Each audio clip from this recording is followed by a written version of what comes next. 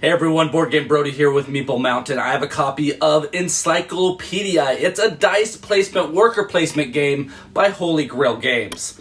Alright, I will have to admit, this game is pretty solid and it has a lot of good things to go with it. So let's get right into all that stuff. In the game, you will be helping to complete the Encyclopedia of Natural History by placing dice on different actions to collect animals to study, or collect funds and resources to lead expeditions to other continents, or to recruit experts for your research team. All of this to publish your findings that will impress the public and increase your fame. This is the board here with different sections where you will place your dice to take its action. Each player has a player board and components and cubes of their player color. Depending on the player order, you will have some amount of money and an expedition token.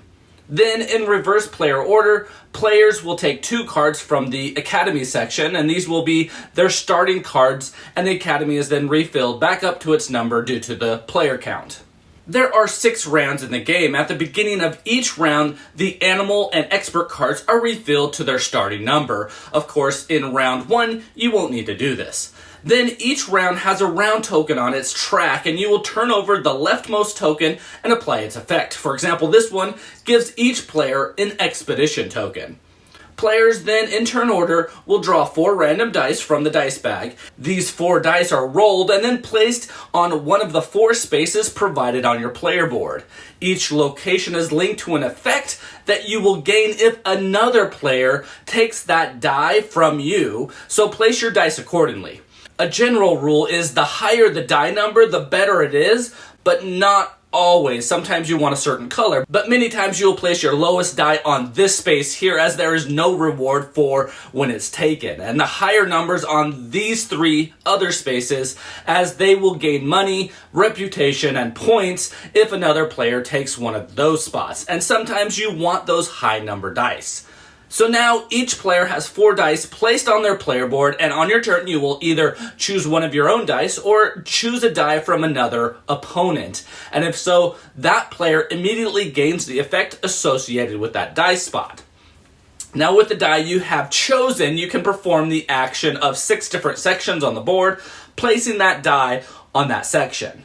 When placing it on the embassy, you will gain expedition tokens. A 1 or 2 die value gains you 1, a 3 or 4 grants you 2, and a 5 or 6 grants you 3 expedition tokens. Now, what are expedition tokens? Well, they can be used throughout the game in 2 ways. First, it can be discarded to change the color of a die to another color.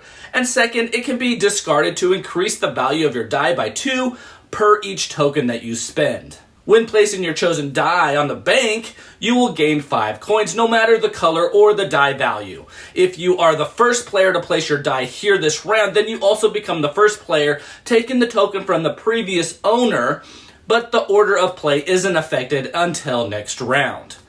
Coins are used to increase your die value when needed. For each 1 coin, you will increase the value by 1. There is no limit on how many coins you can spend. You can increase the value of your die beyond 6, and you can use coins to change the value of a die for any action on the board. Next, the university. When placing a die here, you'll take 1 expert card of your choice from the 4 available. The value on your die does not matter, and you may use a die of any color. However, if the die is the same color as the recruited expert, then you will gain 1 expedition token in addition. These experts are placed on one of the 4 available spots on your player board, and experts will give players different abilities. Some are immediate one-time benefits, others are effects that are active for the remaining of the game, well, for the time that the card is active and not covered up, I should say, and others occur at the end of the game for final scoring. Alright, now on to the Academy. When placing your die here, you will take an animal card of your choice from the ones available. The die used must be the same color as the animal that you wish to take. And cards are not replaced until the beginning of the next round, so you have what you have out there until they are refilled. And now remember, with this action, you can also use your expedition tokens to change the color of your die, and depending on the value of the die used, you will gain reputation. A die of value 1 to 2 is 1 reputation, 3 to 4 is 2, and 5 to 6 is 3. You will move your reputation marker, which is this one here, up on the track, and if it lands on a printed bonus, you will gain that bonus. When you make it to the end of the track, you will then start over, moving it from the end of the track back to the beginning to do that again. When gaining animal cards, they are collected and placed near your player board. They have a continent listed on the top right, and then research cubes will be placed on the research squares when performing that action. Each card has 5 major criteria. The continent, which can be America, Europe, Asia, Africa, or Oceania. The class, which can be mammal, bird, or reptile. The diet, which can be omnivorous, carnivorous, or herbivorous. The habitat, which is terrestrial, arboreal, or aquatic, and the climate, which can be hot, cold, or temperate. You will want to collect animals with similar characteristics, as it will make it easier for when you start to perform the expedition actions, and when placing a die here, you should have some animal cards that you now want to research. You will place your die on the leftmost available space of your continent that you wish to explore, and the die that you use must be the same color as the continent. Again, remember, you can use the expedition token to change the color of any die. The value of the die can be any value that you want, however, the value represents the base value of your expedition. The higher this value, the more research that you can perform. So first, you will gain 0 to 3 reputation points as indicated by the star icons on the space where you place your die. As you can see, the first player will gain the most reputation, and it will lower by 1 for each die placed there. Then, some locations give you a bonus on the value of your die, and this is indicated by the circle dots below where you place your die. This is opposite the reputation, as you will be able to add more value if you visit this continent later than all other players. Think of it like this. The first player will be leading the expedition to a continent, and the prestige is higher for that player by getting there first. Now, subsequent visits will be less prestigious, but easier to do because the terrain has already been explored. Now, you can further improve your value by spending coins, using expedition tokens, which is a +2 value per token, using royal seal tokens, which is a +5 per discarded token, or even having expert cards that increase the value of your expeditions. Once you have figured out the total point value of your expedition, you can use those points to research animals from the continent color. The cost of the research just depends on how much you wish to study your animals. Research an animal card can cost different amounts depending on which type of research that you want to perform. The first box, type 1, costs 2, type 2 costs 4, type 3 costs 7, and type 4 costs 10. So you will need to get to the value to place a cube on that square showing that you researched it. Type 2, 3, and 4 immediately earn you points shown on those squares. So during the same expedition, you can research as many different categories and types as you want on as many animal cards as you would like, as long as they are from the same continent that you chose. The last action is the publication action, and you will start this action by placing your chosen die on one of your animal cards, which will be your reference animal for this action. The die must be the same color as the reference animal. This choice is important because it determines which categories you'll be able to publish research cubes from during this action. The value of the die determines which type you can publish. The higher the value types that you can publish. This table helps to understand what value you might need or what you are trying to accomplish. You will then publish research cubes from your reference animal up to the highest type by your die value. However, you do not have to publish research cubes only from your reference animal itself. Rather, you can publish from the same category shown on your reference animal card that's also on other animals that you have researched. So then, starting with your category of the highest type, you will remove the cube and the cubes from any other animal cards with the same type that you would like, and you will place the cubes in the space dedicated on the category shown in the publication section on the board. You will then score points for each published cube depending on its type value. Here is a chart that will show these points. You will then continue doing this for the next lower type, again using any other cards with the same matching category, and then doing the same until you have reached type 0, which is the continent. So for each type, you can publish one category that is shown on your reference animal.